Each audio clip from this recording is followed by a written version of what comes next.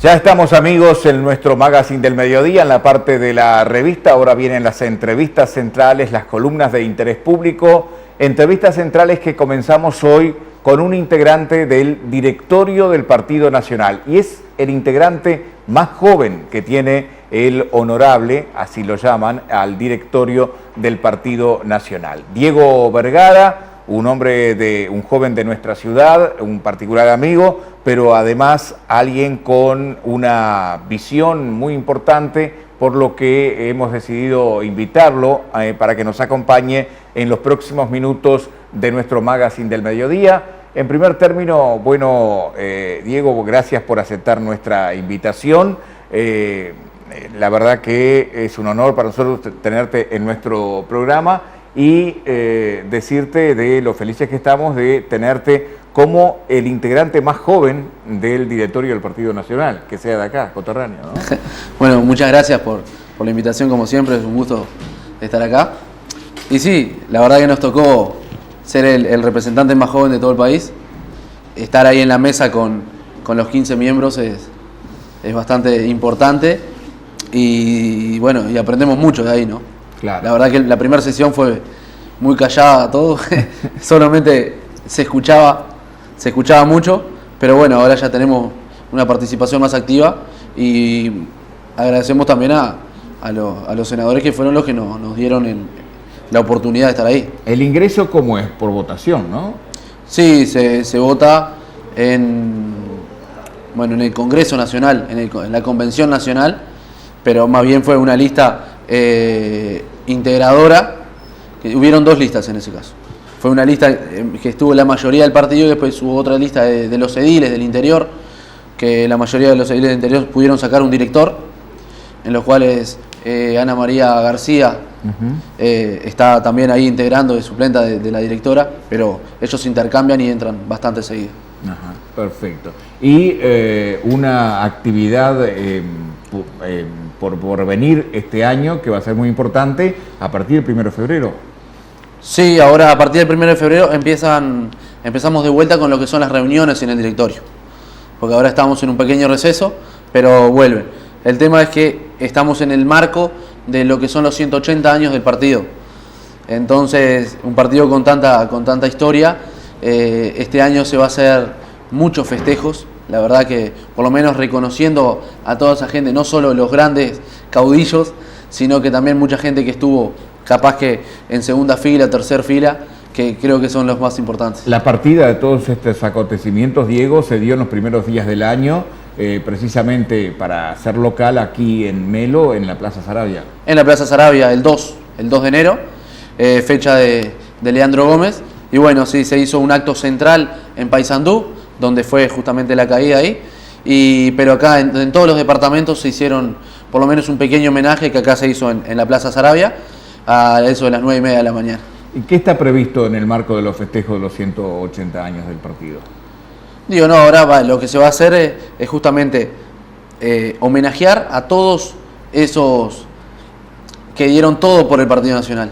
Y justamente no solamente los caudillos, como yo te decía recién, sino que los militantes. Digo que va a haber un día del militante también, que es, creo que, la base de todo el partido.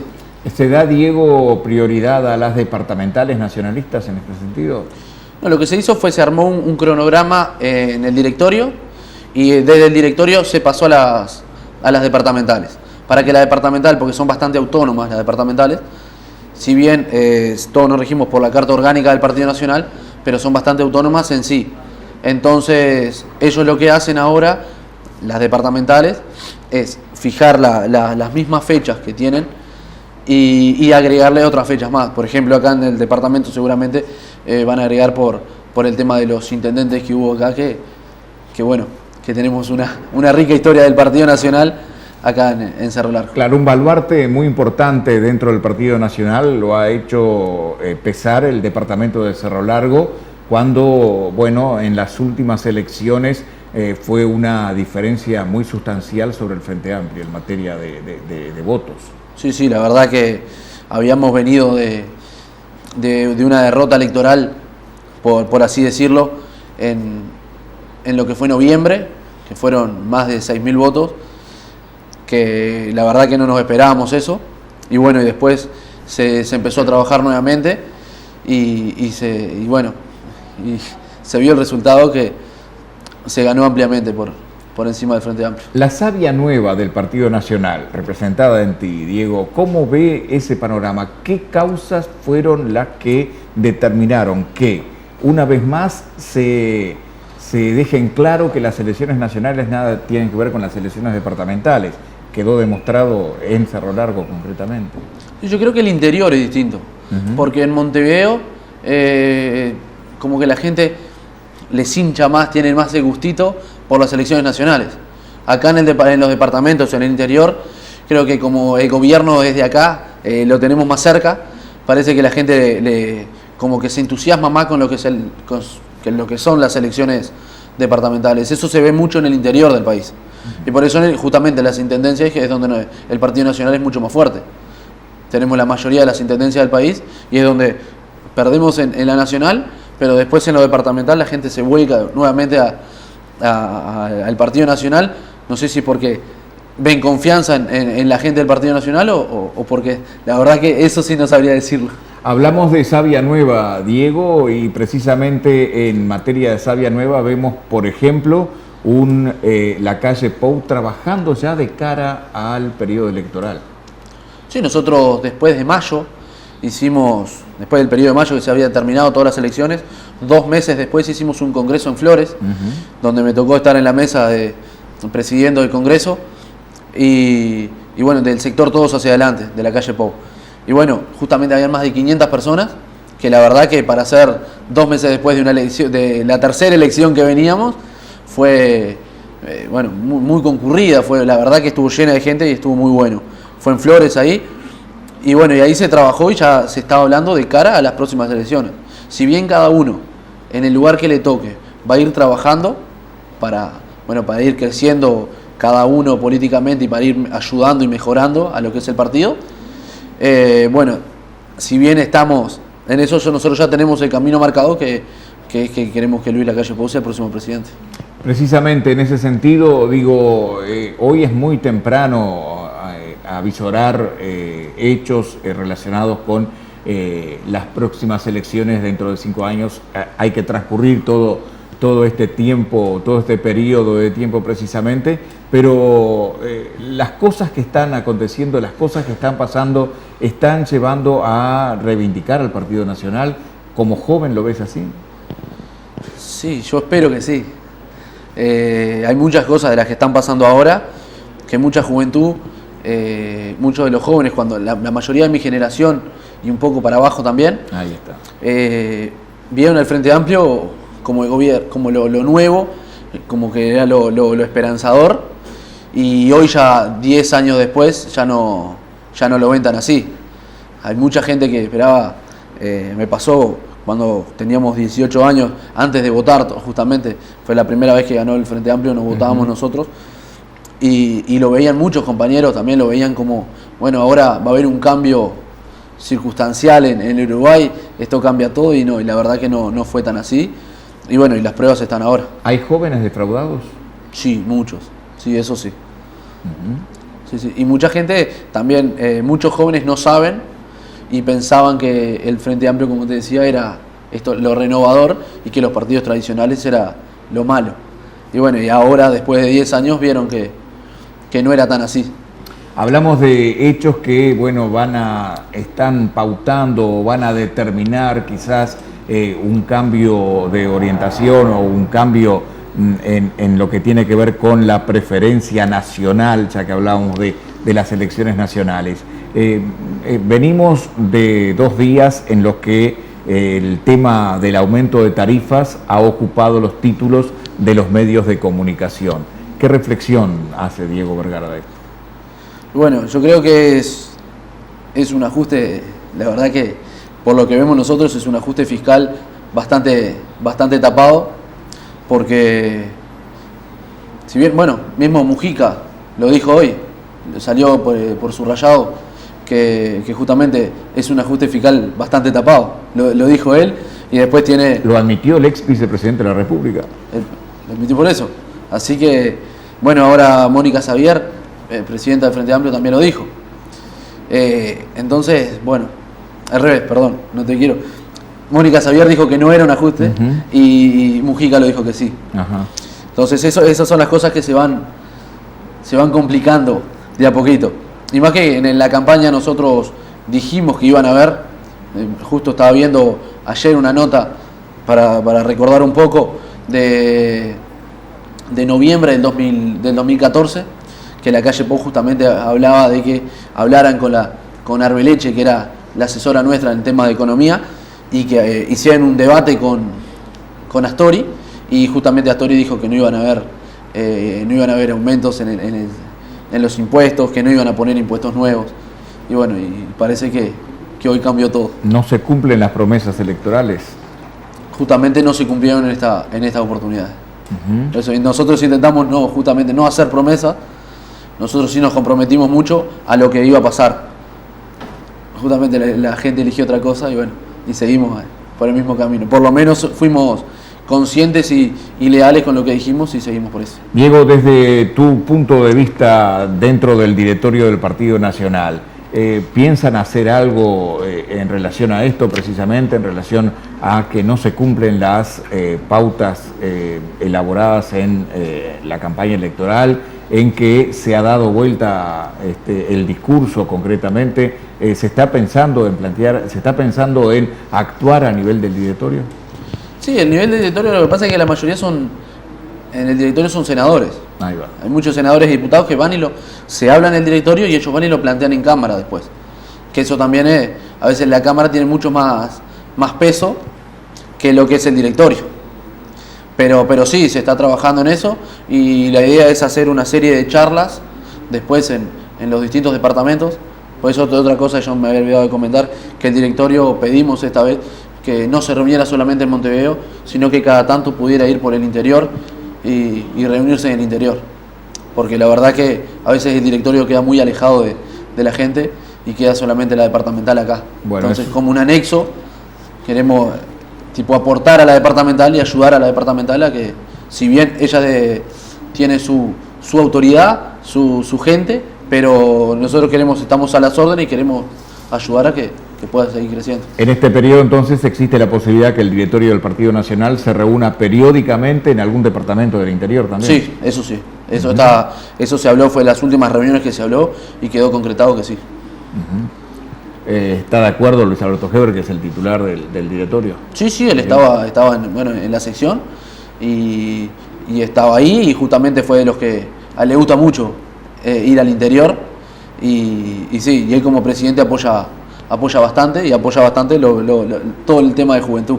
Además, digo, en el hecho de que la mayoría, lo has dicho tú en este programa, la mayoría de las intendencias son blancas, bueno, ese sería un aporte importantísimo también para respaldar a los jefes comunales, ¿no? Sí, sin duda que sí. La verdad que, como decíamos, es una elección y después es otra totalmente distinta.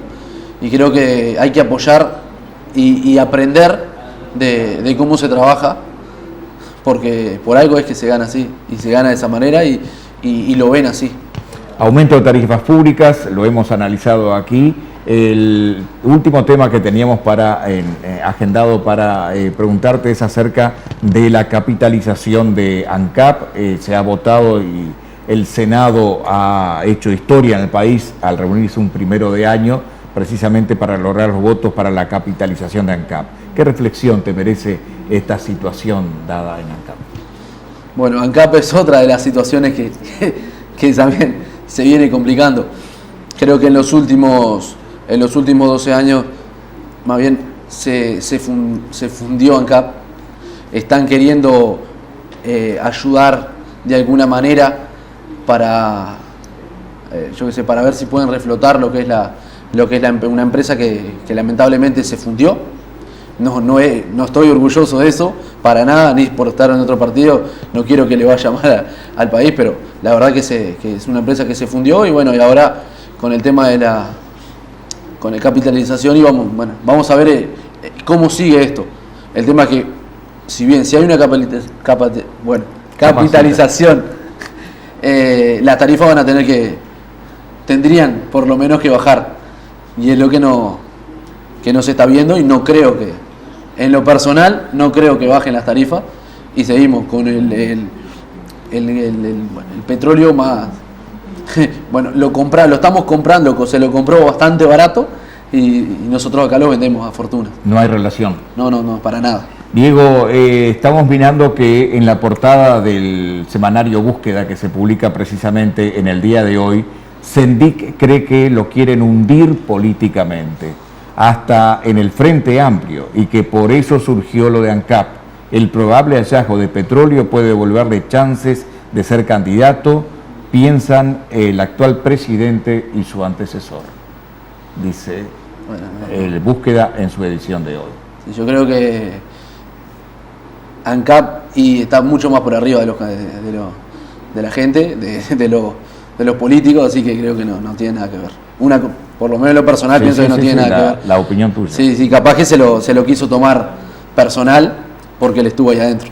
Pero no es contra Sendik ni contra Martínez tampoco. Es una cosa que pasó y se lo ve. Simplemente es. Bien. Diego, un placer el tenerte en piso aquí en Magazine del Mediodía. Gracias por estos lindos aportes que nos has dejado. Nos has dejado noticias tales como que el directorio del Partido Nacional sesionará este año también en el interior del país. Seguramente en Cerro Largo va a ser una de las sesiones. Y vamos a intentar que sí. Nos has dejado noticias tan buenas como esa. Gracias por tu presencia. Bueno, vamos a seguir de cerca esta tu actuación dentro del honorable del Partido Nacional, ¿no? Bueno, muchas gracias por la invitación y estamos a las órdenes siempre. Amigos, Diego Vergara nos ha acompañado en nuestro programa de esta tarde de Magazine del Mediodía, que en instantes ya continúa.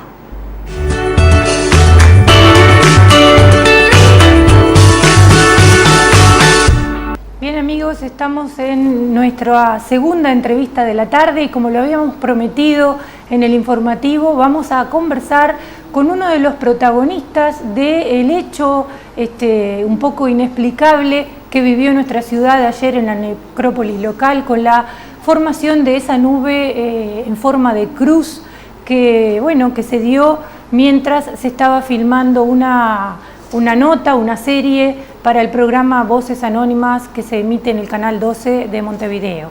Para conversar sobre esto, invitamos a uno de los protagonistas de ese hecho de la tarde de ayer, Néstor Araujo, a quien le damos la bienvenida. Néstor, muchas gracias por hacerte un tiempito y haber venido a nuestro programa. No, gracias Laura a ti por interesarte por el tema y por invitarnos para transmitir esta experiencia que vimos ayer, que fue para mí asombrosa realmente. Bien, nosotros estuvimos conversando con el doctor Blanco, quien dio una explicación científica de el estado en el que se encuentra el cuerpo de esta niña, Amelia, llamada la Niña Milagrosa. Exactamente. Pero en el caso de la invitación a CTI es para contarle un poco a la gente, para quienes conocen la historia y para quienes no la conocen, quién fue Amelia, quién es, por qué surge la intriga de Guillermo Lockhart, un escritor y productor reconocido en nuestro país, de venir a Melo y hacer un programa sobre ella. Correcto. Con Guillermo tenemos un vínculo muy estrecho por estar vinculado a los medios. Incluso Guillermo, cuando yo hice después preparatorio o licenciatura en la comunicación, él fue compañero mío. Yo entré a trabajar en El País y nos interesó la historia de María Amelia Ferreira. Y comenzamos una serie de investigaciones. No había muchos elementos, Laura, para investigar en función de que ella falleció en 1906, con 2 años de edad. Quiere decir que sus tíos ya no viven, sus padres evidentemente que no viven, tampoco sus abuelos. Entonces, no tiene descendientes vivos. Pero, ¿qué pasó? El hecho, 56 años después de su muerte, cuando la van a desenterrar para poder llevar sus restos a los panteones que en el cementerio de Melo se estaban construyendo, porque antes se sepultaban en la tierra, ahí surgió toda esta leyenda, que no sé si es leyenda o hecho real, mito o como lo quiera calificar el televidente, ¿no es cierto? Lo cierto es que ocurrió y que hay testigos vivos, por ejemplo, el capataz del cementerio de ese momento, Almir Álvarez, que aún vive, que ayer vive en la casa con Guillermo, el actual capataz del cementerio, que también vive, que estuvo presente allí, que cuando dieron la primera palada para abrir la fosa donde estaba enterrada María Amelia, se encuentran con su cuerpo intacto, blando, como que me esté tocando yo ahora el brazo, no momificado, porque hay evidentemente muertos en Italia, por ejemplo, en Roma, en función de los minerales del suelo, se momifican. Pero María Amelia permanecía, de acuerdo al testimonio de Amir, que aún vive, con sus ojos abiertos, brillosos, sus pelos largos, que no habían crecido después de su muerte aparentemente, y sus uñas más largas de lo habitual, con 2 años. Y recuerdo que Amir le dijo ayer a Guillermo, como también me había dicho a mí en un reportaje que le he hecho para El País hace 2 años atrás, dice, era una muñeca, la toqué, y su piel era blanda y blanca. Voy para atrás. María Amelia vivía en una zona rural del departamento, en Laureles, cerca del Arroyo Malo. O sea, quienes conocen Ruta 26 van hacia la Laguna Meneses, Río Blanco. En el kilómetro 26,5, muy cerca de Melo, hay un cementerio a la derecha. Sí. Lo pueden ver. Allí fue sepultada María Amelia cuando falleció por tifoidea, de acuerdo siempre a la investigación mía. Podrán haber de repente versiones que difieran, Laura, Claro. pero bueno, yo fui ganando datos, es un puzzle de datos. Sergio Sánchez también hizo algunas investigaciones, yo hice otras, fuimos recogiendo datos, entonces, pero me basé básicamente en mi investigación. En ese momento, María Amelia fallecía de tifoidea en el tiempo en que se velaban a las personas sobre una mesa con flores y no se hacían ataúdes, iban directamente a la fosa, al suelo. El caso de María Amelia fue excepcional, los papás tenían a María Amelia como única hija y después no pudieron concebir ningún hijo más, fue la única hija. Y según nos decía Ferreira, que son parientes de Gary Ferreira, que fue edil, en fin, que es descendiente posterior a su generación, construyen durante su velatorio en forma rápida, porque los estudiantes duran 24 horas, Claro. un ataúd de tablas y madera en campaña. Abren la fosa en ese cementerio y la entierran. A los 2 años la familia decide venir a Melo a vivir definitivamente y para no venir huérfanos, digamos así, deciden traer el cuerpecito de la niña sin abrir el ataúd, porque en aquel momento se lo prohibían, porque de acuerdo a las normas, en fin, no se puede abrir un ataúd hasta después de los 4 años. Sí, 4 o 5 años. Entonces los traen al cementerio de Melo y la sepultan en el Camposanto, se llamaba antes, era un Camposanto, porque se depositaban en una fosa y no habían panteones estructurales, edificios, en fin. Ahí. Le ponen a los pocos fallecidos que le ponían una reja cubriendo la zona donde estaba su cuerpo, una reja alta de 1,5 metros más o menos. Es un rectángulo. La única casi de ese bloque tenía eso. Y la cruz de hierro se le ponía sobre la cabeza del fallecido que estaba enterrado ahí. Historia de Almir Aldrés, que está vivo y contando la historia. Sí, un querido... Sí, es un comerciante de la zona norte. Sí, de la zona norte. Muy conocido, sus hijos, incluso conozco a sus hijos. No es familiar directo mío, pero es como un abuelo. Sí, y es un amigo. Bueno, vamos a la casa a quien le mandamos un gran saludo. Como si fuéramos si nos unos está hijos mirando. con Almir. Ayer fuimos, allí nos Sí, tenían Almir y Antonia. en su living, en su casa. Bueno, entonces, en realidad, Almir había venido de campaña, era un hombre que estaba acostumbrado, nos decía él, a arrancar chircas, a carpir, a hacer los trabajos pesados. Y el primer trabajo que le dieron en el cementerio fue, bueno, año 1965, lo que tiene que hacer usted como hombre de campaña es, decía, desenterrar todos los cadáveres que están en el suelo para llevarlos a las estructuras de los panteones nuevos que se habían en el cementerio ejecutado. Menudo trabajo, ¿no? Él había empezado hacía una semana antes. Él me decía que estaban delimitados algunos, otros no estaban delimitados. De repente le pegaba una parada arriba de un fémur, yo qué sé, en fin. Sí, él me claro. contaba toda esa historia bastante trágica. Dice, pero cuando llegamos a María Amelia desenterramos las rejas y como teníamos demarcado el sitio donde está su cuerpecito, empezamos a cavar en ese radio. Lo hicimos, sacamos tierra, a 50 centímetros aproximadamente vimos una cabellera negra, larga, enorme. Y ahí empezamos con cuidado, dice él, con un pincel y con una espátula a sacar la tierra y empezamos a ver una muñeca enterrada. Y él dijo, es una muñeca que está enterrada. y llamó a alguien, crees que es el padre de Jesús y de Julián, de los que trabajan ahora en radio, Julián, todo de ciclismo. Y Julián vino y se impresionó, Liangre se impresionó y dice, no, pues esto no puede ser. Dejen como está, tapen.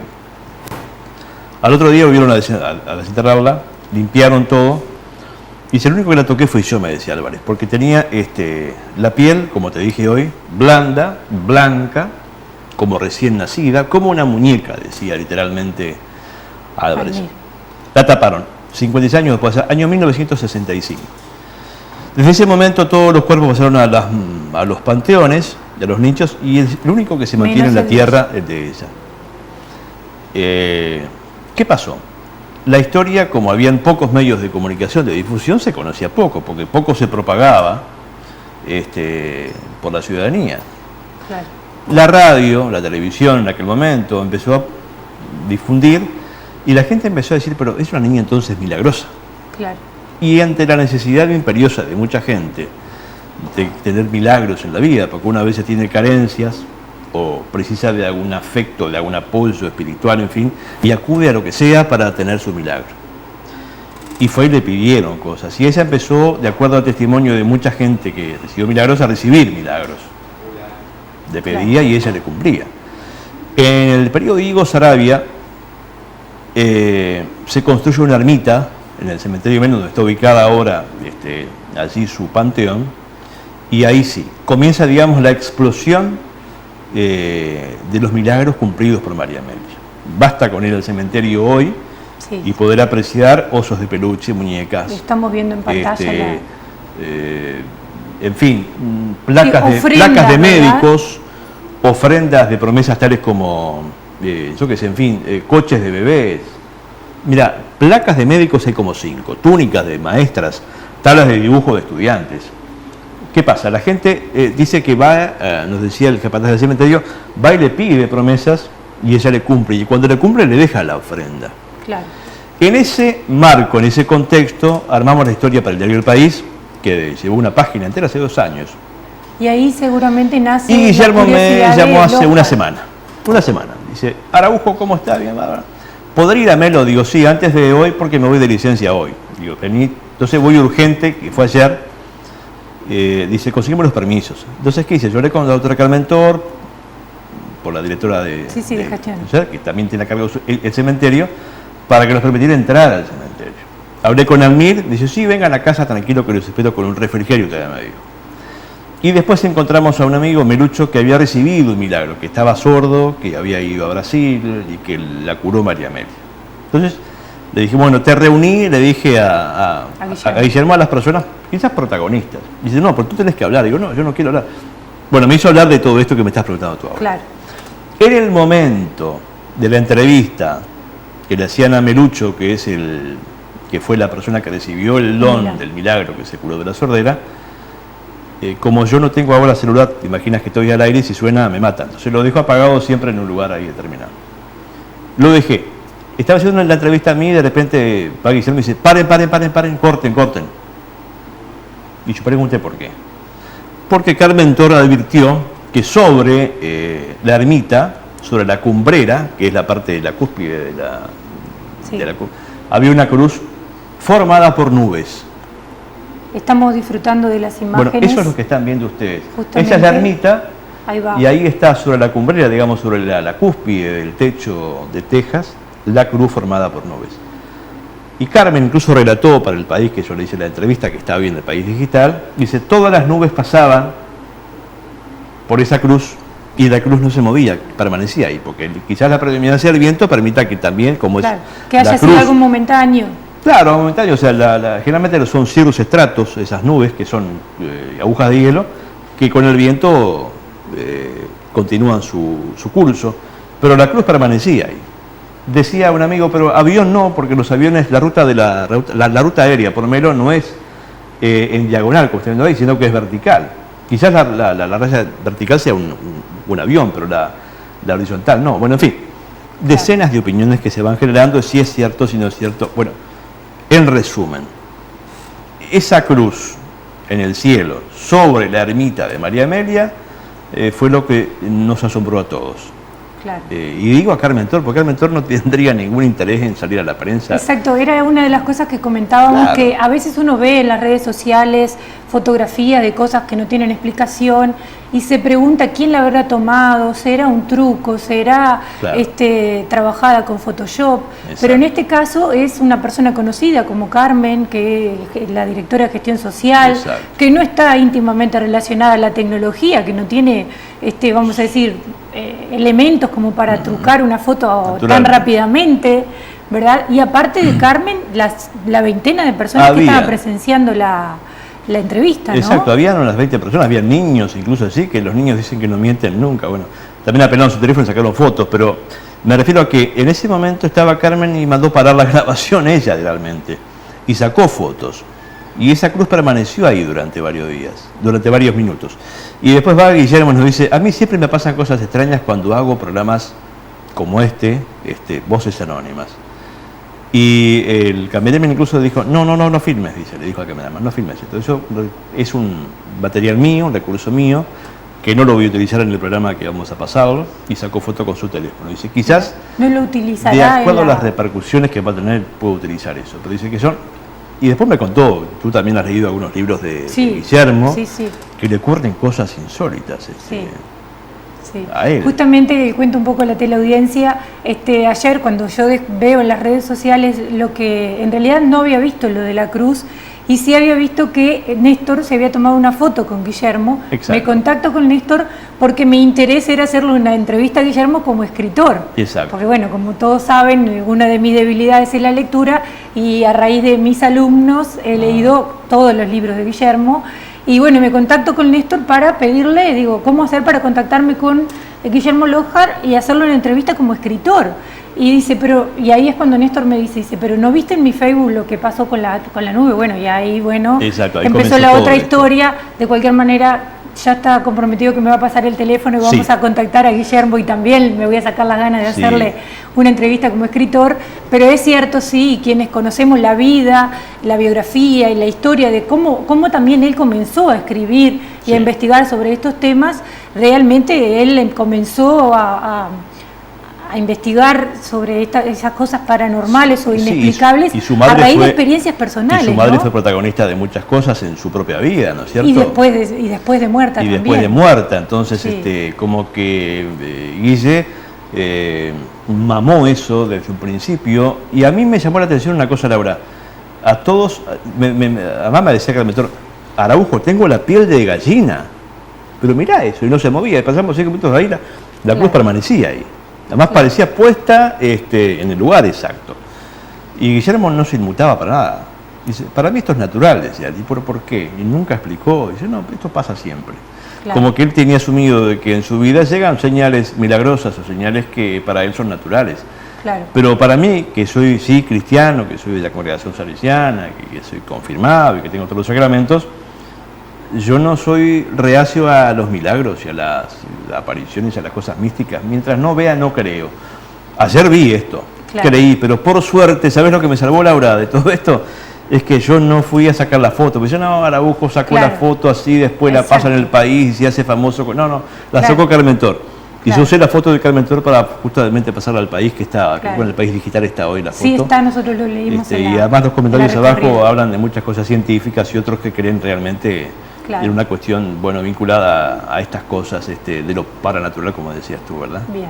Néstor, ha sido un placer conversar contigo, transmitirle a nuestra teleaudiencia, bueno, esta experiencia que viviste, la historia de Amelia, ¿verdad? Que algunos, yo por lo menos sabía detalles que no los conocía. Exacto. Bueno, y te dejo comprometido de que me contactes con Sí. Guillermo para poder hacer esa entrevista Te paso de tarde. a nivel literario. Te paso tarde los teléfonos y el correo. Y una noticia antes.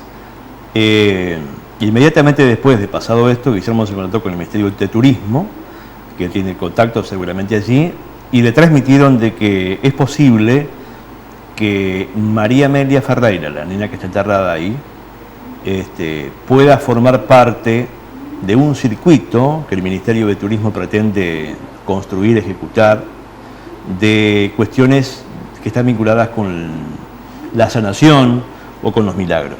Y Claro. está incluido ahí Dionisio Díaz, sería 33, el Cerro Largo sería María Amelia, el Minas Verdún, evidentemente, y en fin,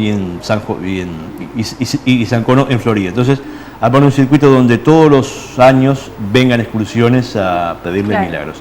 Y cada 8 de septiembre, que es el día del fallecimiento de María Amelia, bueno, que él se comprometió a decirle al ministerio que, bueno, que guardara un lugar para recordar a María Amelia y que alguien pueda venir acá de otros puntos del país. Bien, eso así sería que desde el también... punto de vista turístico también puede esto servir para alguien que está pasando un momento difícil quizás y que crea en estas cosas, bueno, que cuesta una oración para buscar una solución. Seguramente. Muchas gracias, Néstor, por este tiempo que también sabemos que se lo robamos a tus vacaciones. Por favor. Que descanses. Gracias. Bueno, continuamos ahora con una pequeña pausa y volvemos para la parte final de nuestro magazine de mediodía.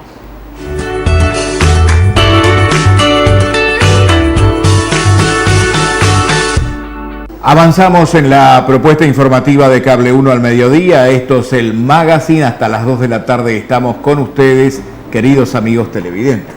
Así es, los vamos a invitar ahora a mirar un compacto sobre las películas nominadas para el Oscar 2016.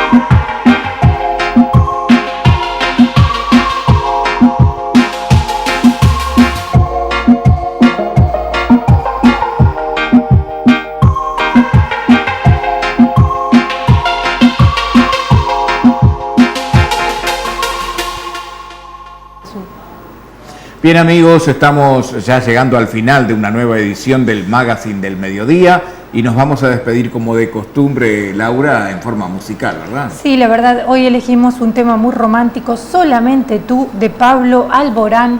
Es el tema con el que le decimos hasta mañana. Enséñame a soñar con solo una caricia, me pierdo en este mar. Regálame dame tu estrella, la que ilumina esta noche, llena de paz y de armonía, y te entregaré mi vida. Haces que mi cielo vuelva a tener ese azul, pintas de colores mis mañanas solo tú.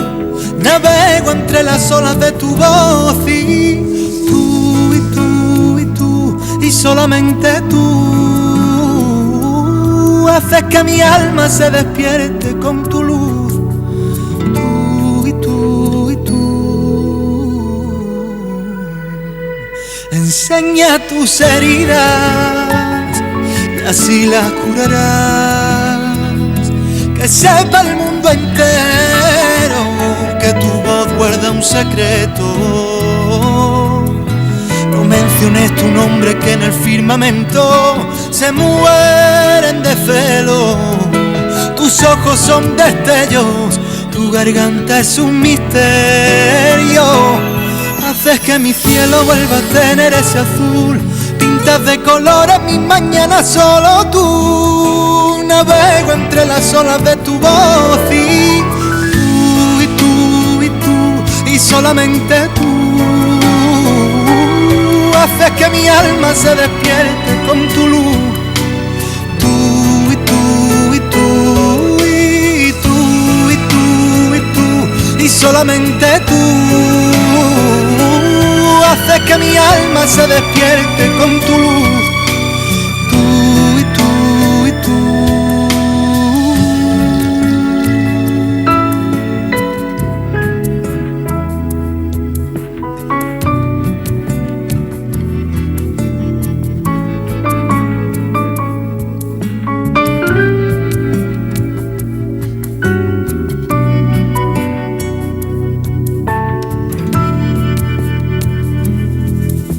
No menciones tu nombre que en el firmamento se mueren de celo. Tus ojos son destellos, tu garganta es un misterio. Haces que mi cielo vuelva a tener ese azul, pintas de colores mis mañanas solo tú. Navego entre las olas de tu voz y tú y tú y tú y solamente tú. Haces que mi alma se despierte con tu luz, tú y tú y tú y tú y tú y tú, y solamente tú. Haces que mi alma se despierte con tu luz.